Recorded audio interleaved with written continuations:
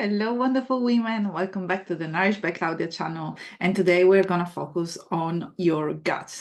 I have lots of women that are going through the eating disorder recovery process or the hypothalamic amenorrhea recovery process, or they are gearing up to have a baby and making sure that they are supporting their body to be as fertile as possible. And they are experiencing symptoms. They're experiencing symptoms of bloating, gassiness, feeling of fullness after eating a very little meal. And those type of symptoms can be quite confronting, and sometimes they can trigger anxiety. And really, they send us in a spiral of negative thoughts. And we start looking at ourselves with a different set of eyes, and we start feeling that we are actually larger and more uncomfortable than we realistically are. So for these specific reasons today, I really would like to shed some light on how to improve your experience with food when you start eating a little bit more and exercising a little bit less, and you start to take care of your wonderful hormones. So without further ado, let me share my favorite 7 tips that have made a hell lot of a difference to all the women that I've been working with and with myself. And then I'm gonna save one of my favorite tip at the end, so just make sure that you stick until the very end of this video. But now, without further ado, I really would like to start by discussing the gradual increase in food intake. So we all know the importance of eating a little bit more than we used to in order to get our period back.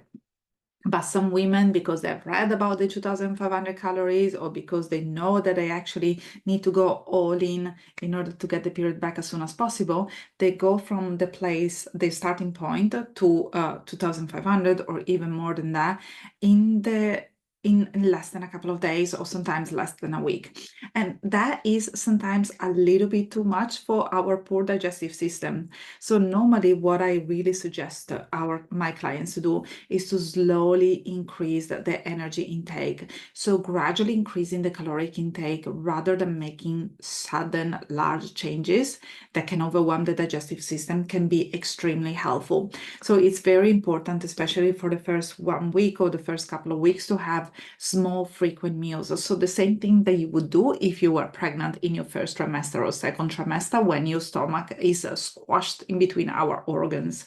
And if you are coming from a place of malnourishment, and if you have been depriving yourself from different macros or food in general for an extended amount of time, then your digestive muscles needs to get a good workout. It's like going to the gym. You're not expecting to see your biceps after doing a couple of bicep curls, but you're gonna see some improvement or some definitions after a couple of weeks of being at the gym. So it's the same thing when it comes to our digestive system, because not only we really need to accommodate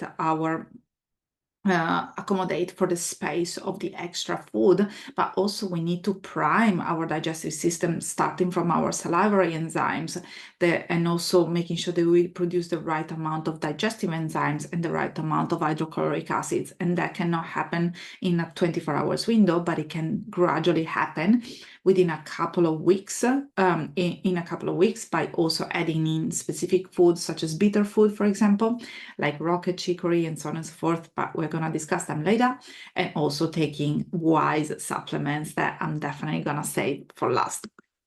So my first tip is to definitely gradually increase your food intake and not go for 1,200 calories or 1,800 calories to 2,500 all in one go, because realistically, if you start to experience a high level of discomfort, chances are that you're going to retrieve to your familiar zone, and you're gonna postpone your recovery journey, and you're gonna start believing that recovery is uncomfortable and it's a place that you don't want to go back to.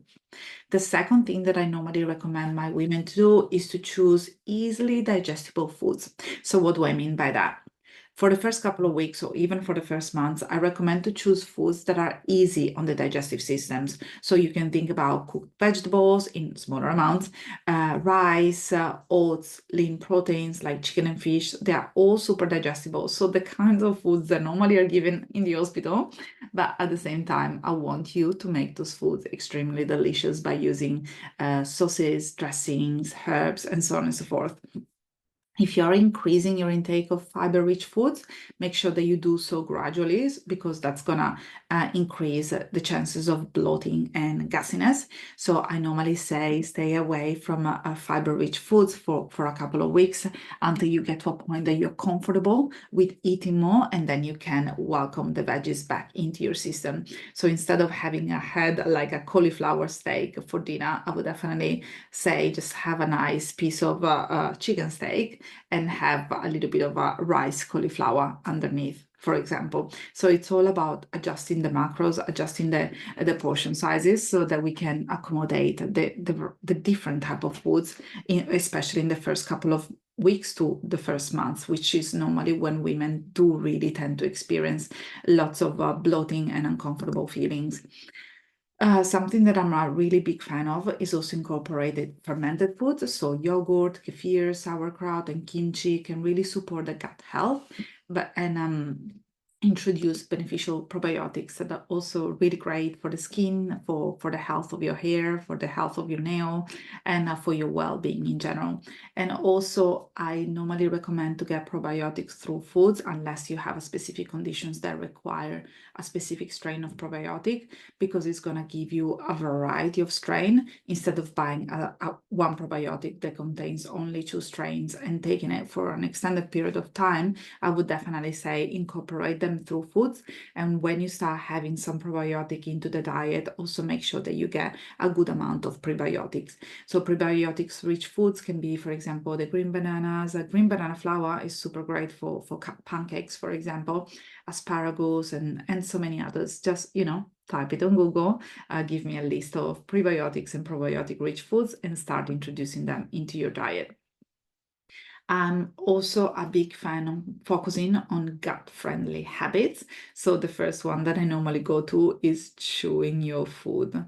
So properly chewing your food can ease the digestive process and reduce the bloating and the discomfort within a day. It's absolutely incredible how much your life can change if you focus on the task at hand. So meaning that if when it's lunchtime, you just focus on your meal and you start chewing the food properly. The second thing is to definitely stay hydrated. But even though I want you to get a good intake of fluid throughout the day, I also recommend you not to drink while you're having your meals or half an hour after you finished your meals. So obviously, if you need to have a sip of water because something didn't go down perfectly, I absolutely invite you to do so. But otherwise, just make sure that you have a glass of water with some apple cider vinegar just 15 minutes before having a meal, if that's something that is available to you, and just have a couple of sips of water while consuming your meal, and then wait for at least half an hour before having like a cup of tea or a cup of coffee or any other food or any other liquid that can impact the ability of your digestive system to break down and absorb the food. And then something else that I normally invite women to do is to limit the amount of processed and sugary foods in their day-to-day diet. I'm a big fan of sugary foods. I love them, and when I get offered something that comes from a packet, I am normally very happy to accept it and eat it. But I also do know that 80% of the time is actually better for my body, better for my focus, for my brain, for my sleep, to eat food that comes from Mother Earth. So I normally spend most of my time in the fruit and veggie and protein aisle when I am at the supermarket, and then I spend just a little time in the other aisle where I can buy my processed food. Right. Something else that it's also important to mention is that you need to address food sensitivities. So keeping a food diary to track what you eat and how you feel afterwards can be extremely beneficial, especially if you are suffering from symptoms that are impacting your day-to-day life. So identify triggers is absolutely a game changer. Let's say, for example, that you have been asked to drink full-fat milk and to have yogurt every single day because it contains lots of good fats that it's gonna help your hormones to thrive. It contains probiotics and so on and so forth. But every single time that you have dairy, you start passing winds, you get bloated, you feel very uncomfortable, you have reflux. Those are all red flags that clearly your digestive system is not ready to welcome those type of foods, or maybe there is a proper intolerance. So normally I say just focus on what your body is telling you instead of listening to someone else. I have so many women that come to me and they have already cut out gluten and dairy and salicylates and many different type of foods, oxalates as well. And I normally say, don't listen to what someone has said on a Facebook group or on a podcast. Really just focus on what your body is telling you. If you do have a reaction, a skin reaction every single time that you have food, that's definitely a sign that your body is not ready to welcome that specific food. And if you have done some blood work and you have realized that you have a proper allergy or intolerance, please stay away from that food. Don't try to introduce it and force yourself to eat it simply because you have to eat a certain amount or because you want to reach food freedom. Food freedom ultimately is a way to welcome psychological, physiological, and emotional well-being into your life.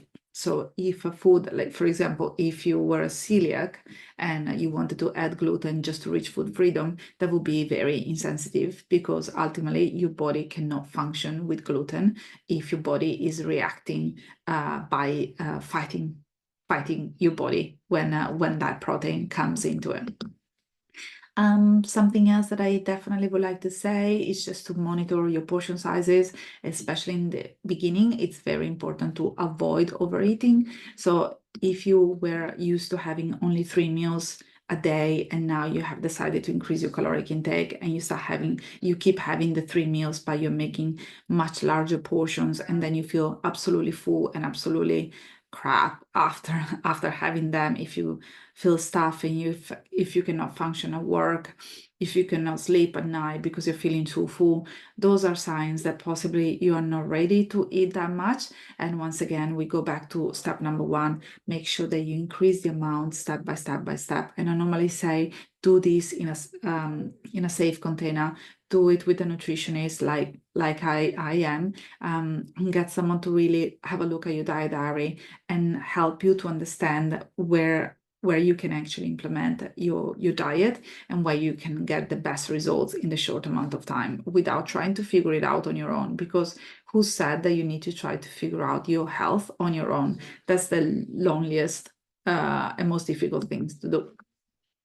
Something else that I normally also invite women to do is definitely to practice mindful eating whenever it's possible. So take time to eat slowly, focus on your meal without distractions if that's available to you, because this can improve digestions by activating the parasympathetic nervous system. It's also very important in your day-to-day to incorporate relaxations techniques such as deep breathing, meditations, yoga, all those things that can really help your digestive system to function a little bit better. Obviously, if you are in a stage of your recovery where eating foods is quite confronting and challenging for you, distractions are also welcome. Something that worked very well for me back in the days, especially when I was challenging myself with new fear foods, I would just put in a podcast and listen to it until I finished the meal, and that worked perfectly. Sometimes it was just watching Instagram, even though I don't really believe that it's helpful because there is lots of comparisonitis going on. But if you feel the need of distracting yourself, I normally say just read a book, listen to a podcast that it's very heartwarming, that you feel connected with, or call someone that you love. Possibly is the easiest and most efficient things that you can do just to improve your digestion in general. It goes without saying that another step that I always advise women to take is to consult with a healthcare professional. As I mentioned before, you don't have to work out how to fix your digestive system, how to fix your life, how to fix your hormones on your own. Most of the women that I've been working with, they come from a place of restrictions and they do experience some discomfort when increasing their food intake, and that can lead to quite a lot of anxiety. So if you are in a space where you're craving that guidance, and if you want some strategies, and if you want to be part of a community that can really help you to get to the next level, just so that you are aware, we are offering that in the Period Come Back program. So if you want to know more about it, if you want to work with me one-on-one, if you want the help of a support coach and a mindset coach and a group of like-minded women, just please, please, please make sure that you book in a call with me or one of my team members, and we're gonna start it as soon as possible. Another tip that I would like to share with you is also to be patient, because sometimes you need to allow time for adjustment. So your body is undergoing significant changes during HA recovery, and digestive issues may improve as your body adjusts to a healthier state. I normally see that all the digestive issues, they go away when the period comes back or when the woman really gets adjust herself to the increased amount of food. And that can take a while depending on your starting point. And I said that I was going to save a couple of tips that are really game changer for me until the very last minutes. And I really would like to discuss supplements. So there are two things that can really help your body to break down the food and absorb the food with ease. One is taking digestive enzymes. If you're vegan and you take vegan digestive enzymes, they can still help, but they're not as efficient as the proper digestive enzymes that do contain beta hydrochloride. I also normally say to stay away from peppermint tea if you're feeling quite bloated and gassy after a meal, because that can they are carminative, and that can, if you're already suffering from acid reflux, it can make it slightly worse. So in that case, I would definitely opt for some calendula tea, chamomile tea, or maybe some ginger and lemon. And then something that I also mentioned at the beginning of the video, apple cider vinegar with 1 teaspoon of apple cider vinegar with a glass of water before having a meal. That can be as powerful as taking some digestive enzyme. And then last but not least, just make sure that you buy your magnesium citrate, because if you're feeling quite constipated and quite stuffed, magnesium citrate can really help you to go to the toilet with ease, and that could be a real game changer, because we don't want to be constipated. We don't want to feel stuffed and bloated all day, because that's the most uncomfortable thing that is definitely not going to be helpful for your HA recovery. Alrighty, thank you so much for being here. I see you again next week, and it has been a pleasure discussing this topic with you. If you would like me to cover a specific topic, just pop it in the comment section. I really love to hearing from all of you. I answer all the messages, so just make sure that you keep them coming. Thanks so much, and I see you next time. Bye for now.